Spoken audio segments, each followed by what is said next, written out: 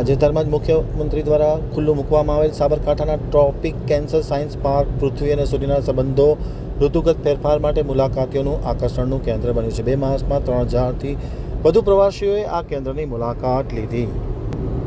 હવે છે ગાંધીનગર આમતક ન્યૂઝ બ્યુરોમાંથી જે.કે. પટેલનો એક વિસ્તૃત અહેવાલ. સાબરકાંઠા જિલ્લામાં નિર્મિત tropic of cancer science park 2 મહિનામાં 3000થી વધુ લોકોએ મુલાકાત લીધી હતી. ગુજરાતમાંથી પસાર થતા કર્કવૃતના ભૌગોલિક અને ખગોળીય મહત્વ વિશે વિશેષ માહિતી આપે છે અને આ પાર્ક ખૂબ જ પોપ્યુલર બન્યું છે. મુખ્યમંત્રી ભૂપેન્દ્ર પટેલ દ્વારા ગત 11 માર્ચ 2026ના રોજ સાબરકાંઠા જિલ્લાના શલાલ ગામ ખાતે ટ્રોપિક ઓફ કેન્સર સાયન્સ પાર્કનું ઉદ્ઘાટન કરવામાં આવ્યું હતું.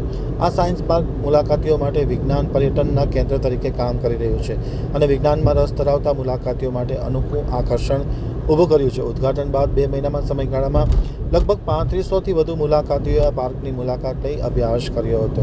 આ પાર્કની વિશેષતા એ છે કે કર્કવૃતના ભૌગોલિક અને ખગોળીય મહત્વને સમજવા માટે એક ઇન્ટરેક્ટિવ શૈક્ષણિક અને સંશોધન કેન્દ્ર તરીકે સેવા આપી રહ્યું છે, જેમાં પૃથ્વી અને સૂર્યના વચ્ચેના સંબંધો અને ઋતુગત ફેરફારોનો સમાવેશ થાય છે.